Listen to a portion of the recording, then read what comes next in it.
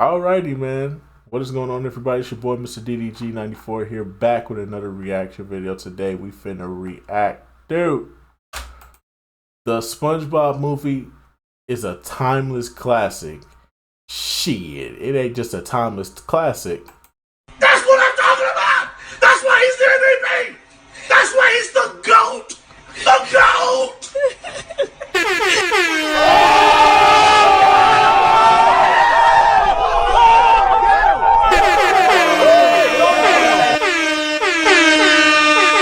Y'all Marco.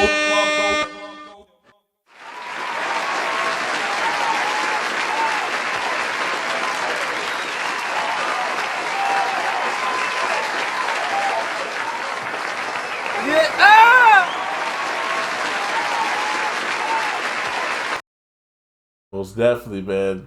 The SpongeBob movie is a timeless classic. You just had to be there, bro. Oh my god. I remember when this movie first came out.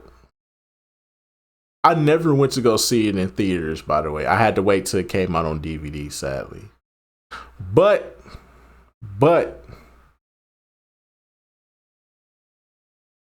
I remember Burger King was running a promotion, bruh. Like they was running promotion for these watches that for the movie or whatever. So you had to get like a kids meal, and then you had to get like a kids meal, and then you could get the watch. The watch was gonna be like an extra like $2. Bro, I went, bro. When I tell you, my grandparents took me to damn near my grandparents. Shout out to my grandparents. They didn't have to do this, but they did it because they knew how much I fuck with SpongeBob. They took me to damn near every Burger King nearby in the hood just to see if they can give me this fucking watch. Completely sold out. The watch was gone.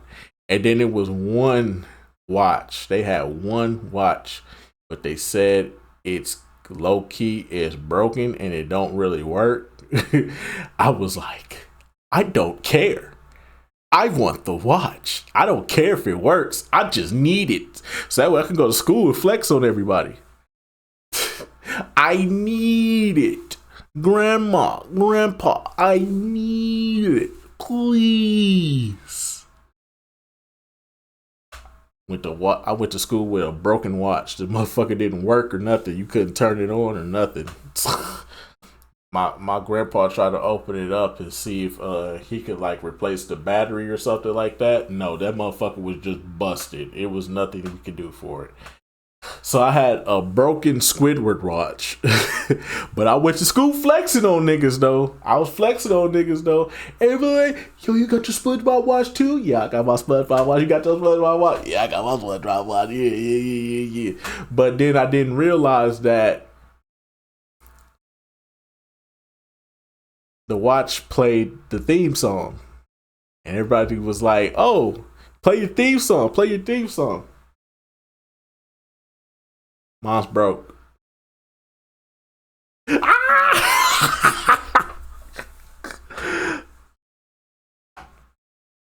The level of disappointment on my face. The level of disappointment on my face. Everybody say, he ain't got the watch. You need to get you a new one. It's like, you gotta play this song. You got this song? I got the theme song. What you got? I got the Goofy Goober theme song. What you get? I got the SpongeBob theme song. What you get? Congratulations! Oh my god.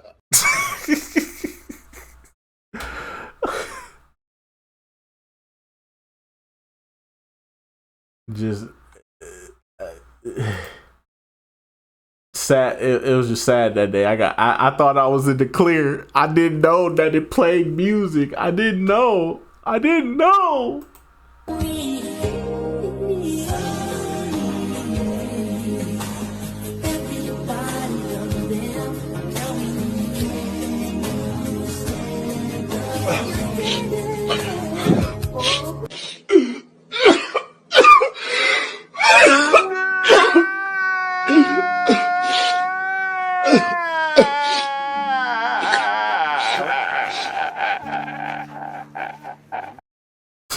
The SpongeBob SquarePants movie terrifyingly came out 20 years ago, and I decided it was time for a rewatch. Damn, November 19th, so almost 20 years, y'all. It's been almost 20 years since this movie came out.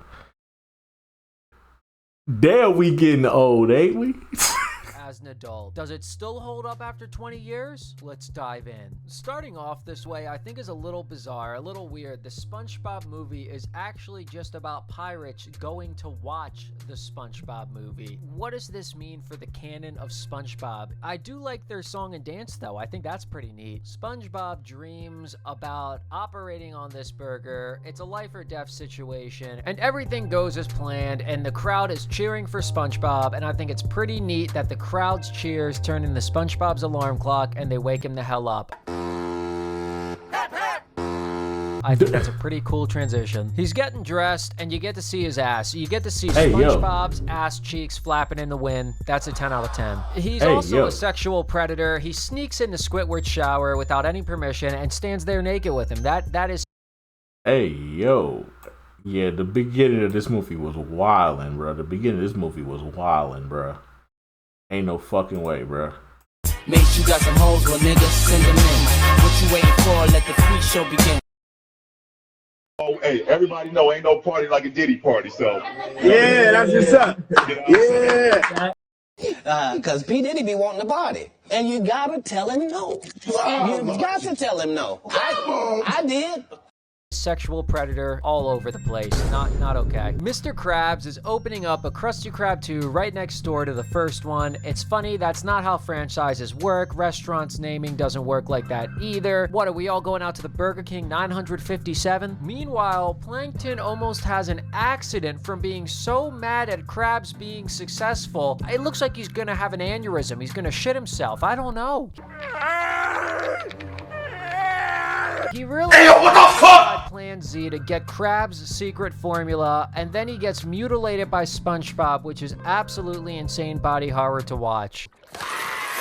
Oh my god. Mr. Krabs ends up announcing that Squidward is the manager of the Krusty Krab 2, even though SpongeBob rightfully deserves it. And what the fuck? Patrick's ass. His ass cheeks are flapping in the wind just like SpongeBob. 10 out of 10. What Plankton you talking about? sneaks into What's King going Neptune's on over castle here? to steal his crown and frame Krabs. Neptune and his daughter Mindy talk about being bald for a while, and the crown gets snatched. SpongeBob's crying alone at the nut bar, and Patrick shows up. They get wasted off ice cream sundaes to forget about life, and they literally pass out drunk, and SpongeBob wakes up with a hangover. Instructing Krabs about stealing his crown, and Krabs is saying, I didn't do it. Well, then he gets a poorly timed voicemail claiming Krabs sold the crown to someone who sold it to someone who sold it to Shell City. And then it shows behind God! Surprise, surprise. Wow! He's literally going to kill Krabs over all this mess, but SpongeBob stops him at the last second. SpongeBob says he can make it to Shell City and get the crown back, even though no one's ever returned before from Shell City. And Mindy vouches for SpongeBob and says he can do it. Neptune freezes Krabs in the meantime, though. Neptune gives them 10 days, but Patrick talks him down to 6, and the adventure begins. They peel out in the paddy wagon, and I love the paddy wagon. I'm a big fan. Right away, Plankton comes to hassle the frozen Krabs and just steals his formula right out from under his nose. Meanwhile, Patrick and SpongeBob instantly get carjacked after leaving the county, which is funny as hell. Plankton starts selling Krabby Patties, and no one in Bikini Bottom seems to have any brand loyalty. They will eat it wherever it's being sold, and that's just low. Plankton is also giving out Chum Bucket helmets to all the customers, and they're pretty hyped about it. Karen, his computer wife, tells Plankton they've gotta kill SpongeBob and Patrick because his fingerprints are all over the crown, so they send Dennis the Hitman out after them to kill him. Patrick and SpongeBob figure out that Shell City is 5 days away by car. Then they happen to see their car parked in a bar parking lot. They gotta go in, get the damn key, and get out. While they're in there, Patrick is using a urinal, and I think that's weird imagery. I don't know about it. They have a bubble party in the bathroom, and the bar guys find one of the bubbles, and they gotta beat the culprit's senseless. Maybe senseless, They but play the Goofy Goober theme song, and whoever sings along is I'm a getting goofy beat goober, shitless. yeah. Patrick You're a somehow got the goofy key, and goober, they made yeah. it out alive. Meanwhile, Squidward is trying to chill, but sees everyone with these damn bucket hats on. Some people have no taste in headgear. He confronts Plankton, and he figured out the entirety of Plan Z right then and there. Plankton activates all of the brain control bucket helmets, and they apprehend Squidward. He is screaming for his life. This is fear. This is true fear. SpongeBob and Patrick get distracted by some free ice cream, which turns out to be the sticky tongue of a beast. SpongeBob bites part of the tongue off, and they're finally off in the Patty-mobile. And I just gotta say, the guts cat that this beast has in it is disgusting. They lure the beast off a cliff with the Patty-mobile. He eats the Patty-mobile, then something fucking massive eats him, and they are rightfully shocked as they stand there in awe. When they see the trench they have to cross, SpongeBob is ready to give up. He's feeling like a kid who can't survive. But Mindy finds them, and she gives them an update on Bikini Bottom. Gary is strong as hell, by the way, and more body horror from King Neptune's hair eyes. They drink each other's tears in response to this news, which is absolutely crazy. Mindy says she'll turn them into men and just gives them a seaweed mustache. With their newfound confidence, we get a nice musical number to show them getting through the trench. They narrowly avoid death the entire time, and hand boning saves the day. That is a win in my book. The boys are finally near Shell City, but Dennis finds them. SpongeBob and Patrick are unbothered until he rips off their nice stashes, and they lose all confidence instantly. Plankton ordered Dennis to step on them, and it's definitely because SpongeBob stepped on him at the beginning of the movie, and I really like that. Bigger Boot steps on Dennis and saves the day just to make things worse. It's the Cyclops, and he steals SpongeBob and Patrick. They wake up in a fishbowl surrounded by dead fish friends used as antiques. Reality sets in that they'll be next, and the Cyclops actually enjoys tormenting these fish. What? He pulls them out of the fishbowl and throws them onto a drying table to fucking die. And as a kid, this part always made me feel really weird, and I don't know how to explain it. I couldn't process my emotions then, and I still can't. Right before they due to the fact that I've watched plenty of cartoons in my lifetime, I knew that plot armor was going to kick in. So I didn't have no feelings as a kid. Everybody was like, oh no, SpongeBob and them died. I'm like, dude, wait for the plot armor. It's going to come. die, they notice the gift shop's name is Shell City. They made it to Shell City and they notice the crown. They can die peacefully knowing they made it. The scene still makes me feel really weird inside. They cry a tear, sing one last song together, and pass on. It cuts back to remind us that this movie is actually just a movie about pirates watching a movie. Then bang! Their tear hits an electrical socket, triggers a fire extinguisher device, and brings them back to life. Let's go, boys. The Cyclops finds them trying to steal the crown. He gets absolutely decimated as every fish from before comes back to life. Patrick and SpongeBob were gasping for air like they barely came back to life, so I'm pretty sure it's not how it would work, but I'll take it. SpongeBob and Patrick escape with the crown, but Patrick fucking loses the bag of winds right out from his own hands, and they needed it to get home. But David goddamn Hasselhoff shows up to save the day with his magical power pecs. It's the final day that Krabs has to live, and Neptune is here to cook him up. SpongeBob and Patrick are too late. While David Hasselhoff is trying his best to get SpongeBob and Patrick back in time, Dennis shows up attached to the bigger boot and wreaks some havoc. He stabs David Hasselhoff in the ass. SpongeBob throws bubbles in his eyes, and he eventually gets knocked off of David. And now it's time for David's power pecs. Neptune shoots at Mr. Krabs, fully prepared to murder him on the spot, but SpongeBob and Patrick get shot down by David's power pecs just in time, fly through the ceiling of the Krusty Krab, and deflect the shot. David gets cooked by the beam as no good deed goes unpunished. Plankton is unpleased, gets a giant bucket on King Neptune's head, and makes him want to murder Krabs anyway. SpongeBob SpongeBob gets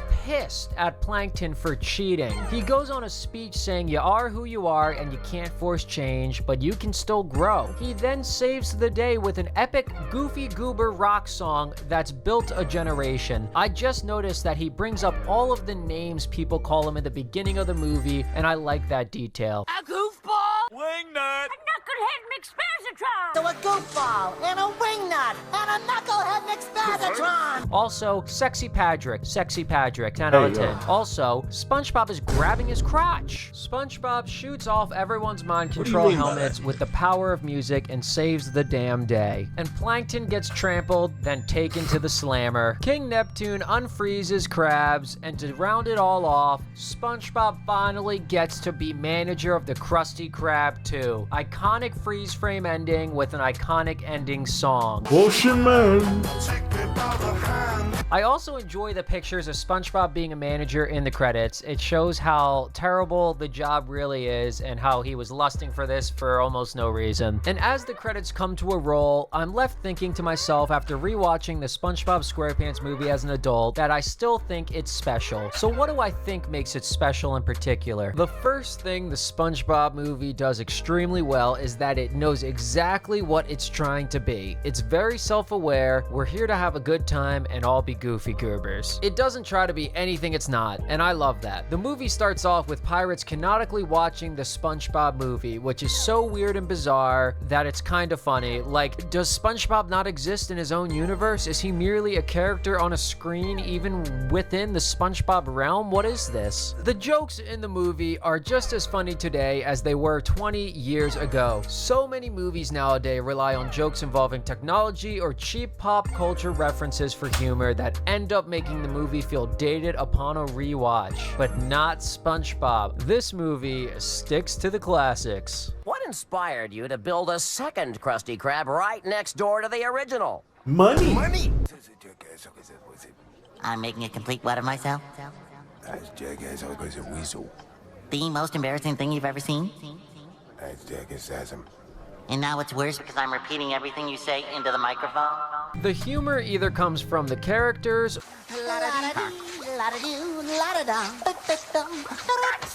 Bob, what are you doing in here? or through clever jokes that are still relevant today. You got Back here with my one more time to show this man ass cheeks, bro. You trying to tell us something that we don't know, bro? I'm getting real sick and tired of seeing SpongeBob ass cheeks, bro. Stop. You freaky ass nigga. You a freaky ass nigga in the 69 God. Freak man, yeah, that's me. Eat the cat from the back, yeah, that's me. Left your bitch on the panties, yeah, that's me. Yeah, that's me, yeah, that's me. Freak man, yeah, that's me. Eat the cat from the back, yeah, that's me. Left your bitch on the panties, yeah, that's me. Yeah, that's me, yeah, that's me.